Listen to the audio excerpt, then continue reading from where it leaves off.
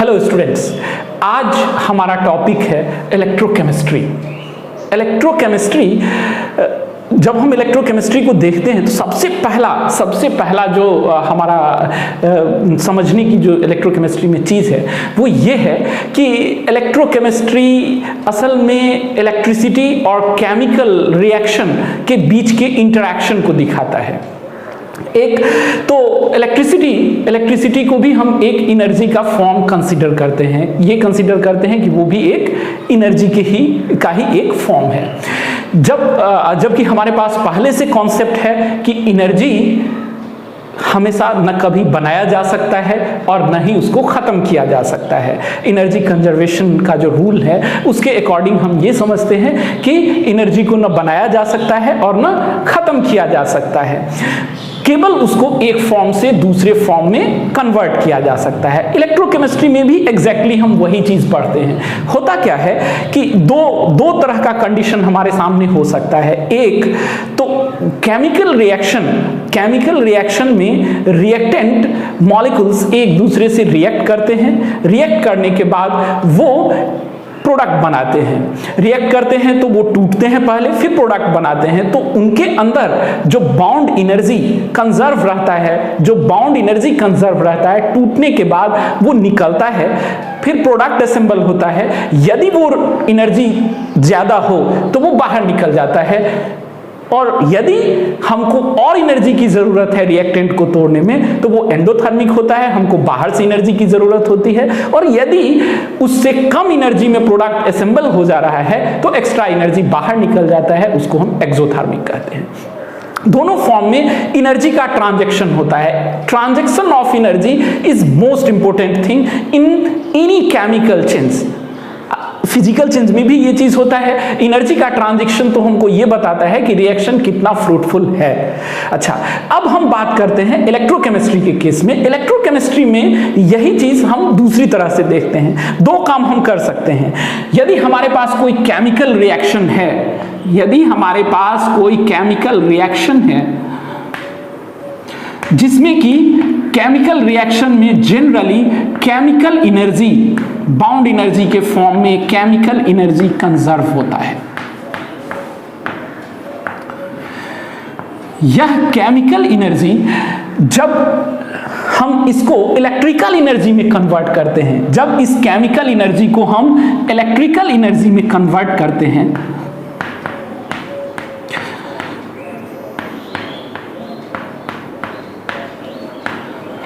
Generally different type के sales में ये होता है, ये कन्वर्जन होता है जिसमें हम केमिकल एनर्जी को इलेक्ट्रिकल एनर्जी में कन्वर्ट करा रहे थे, यानी केमिकल रिएक्शन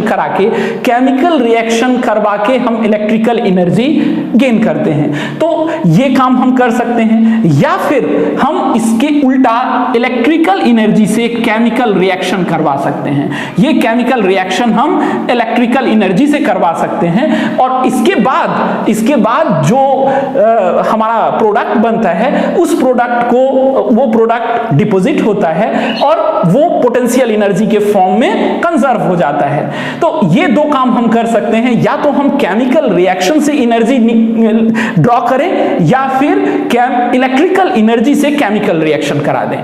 तो ये दोनों काम हम इस चैप्टर में करेंगे। इस चैप्टर को ठीक से समझने के लिए हम इस चैप्टर को दो पार्ट में बांट लेते हैं। यानी इस चैप्टर में हमारे पास एक पार्ट है जिसमें केमिकल रिएक्शंस होंगे, केमिकल इंटरैक्शन होगा, रेडॉक्स रिएक्शन होगा, और रेडॉक्स रिएक्शन के थ्रू जो एनर्जी, जो पोटेंशियल डिफरेंस हमको मिलेगा, उस पोटेंशियल डिफरेंस के हिसाब से हम कॉन्सेंट्रेशन में, जिस तरह से रिएक्टेंट के कॉन्सेंट्रेशन में जो चेंज होगा उससे जो पोटेंशियल एनर्जी, जो हम पोटेंशियल डिफरेंस हमको मिलेगा, उसका रिलेशनशिप हम देखेंगे। यानी कॉन्सेंट्रेशन का रिलेशनशिप देखेंगे हम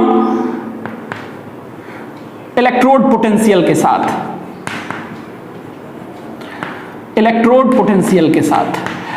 तो इस रिएक्शन में हमारा दो पार्ट है, एक जो न्यूमेरिकल बेस्ड है और एक जो थ्योरेटिकल पार्ट है। जो न्यूमेरिकल पार्ट है उसमें 3 लॉज हम देखेंगे। पहला नॉनस्ट इक्वेशन, दूसरा फैराडेज लॉ और तीसरा कोहलर्स लॉ। उसमें molar conductivity, limiting molar conductivity और इक्विवेलेंट मोलर कंडक्टिविटी का भी कॉन्सेप्ट आएगा। इसके अलावा जो थ्योरेटिकल पार्ट इस चैप्टर में हमको पढ़ना है वो पार्ट हमारा होगा जो बैटरीज हैं, cells, batteries, fuel cell, redox reaction, Daniell cell, galvanic cell, ये और फिर SHE स्टैंडर्ड हाइड्रोजन इलेक्ट्रोड और concept of molar conductivity, limiting molar conductivity, resistivity and conductivity. ये जो हमारा कॉन्सेप्ट है ये थ्योरेटिकल पार्ट है जिसमें कोरोजन भी है। इसके अलावा कोरोजन भी है, जनरली शॉर्ट नोट्स कोरोजन पे पूछे जाते हैं। तो जो न्यूमेरिकल पार्ट है उसमें 3 लॉ है, 3 लॉ। एक तो नॉनस्ट इक्वेशन जो हमको बताएगा क्या, relationship between concentrations of reactant and product with electrode potential.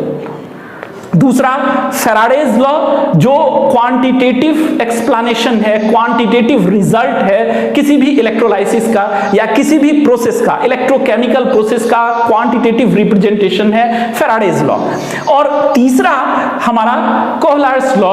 कोहलर्स law असल काम जो करता है वो ये कि वो बताता है कि इलेक्ट्रोलाइटिक डिसोसिएशन जो डिफरेंट सब्सटेंस, डिफरेंट इलेक्ट्रोलाइट्स का होता है, जनरली जो इलेक्ट्रोलाइट डिसोसिएट हो रहे होते हैं उसकी जो कंडक्टिविटी का कैलकुलेशन है, कंडक्टिविटी का calculation on the basis of dissociation, वो बताता है हमारा कोहलर्स लॉ।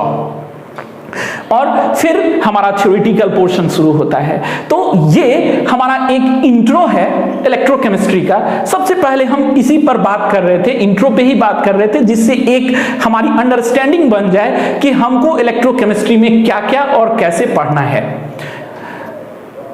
आप लोग पहले इसको समझ लीजिए और यदि आपको कोई ऐसा लगता है कि कुछ आपको कहना है तो कमेंट बॉक्स में आप जरूर हमको सजेस्ट करिए। You are always welcome, we are always welcome your suggestions. Comment box में सजेशन दीजिए। इसके बाद आप चैनल्स के, हमारे चैनल के जो पहले वीडियोस हैं, हमने सॉल्यूशन को कंप्लीट किया है अभी, तो उसके जो वीडियोस हैं वो वीडियोस भी आप पहले देखिए। और आज से हम लोग इलेक्ट्रोकेमिस्ट्री शुरू कर रहे हैं। ये इंट्रो वीडियो है इलेक्ट्रोकेमिस्ट्री का। इसके बाद फिर हम कंटिन्यू इलेक्ट्रोकेमिस्ट्री पे अलग अलग वीडियोस, अभी हम आगे फिर रेडॉक्स रिएक्शन पे बात करेंगे। Redox reaction in Daniell cell, किस तरह से रेडॉक्स रिएक्शन से जो पोटेंशियल एनर्जी ड्रॉ हम करते हैं उससे करंट, इलेक्ट्रिसिटी फ्लो करवा सकते हैं हम। इलेक्ट्रॉन का फ्लो होता है और इलेक्ट्रॉन का फ्लो किस तरह से पोटेंशियल डिफरेंस पे डिपेंड करता है। फिर इसके आगे हम लोग SHE को देखेंगे, standard hydrogen electrode, then Nernst equation, Faraday's law and Kohlrausch's law, all that. तो हम लोग आगे इस चीज को करने वाले हैं।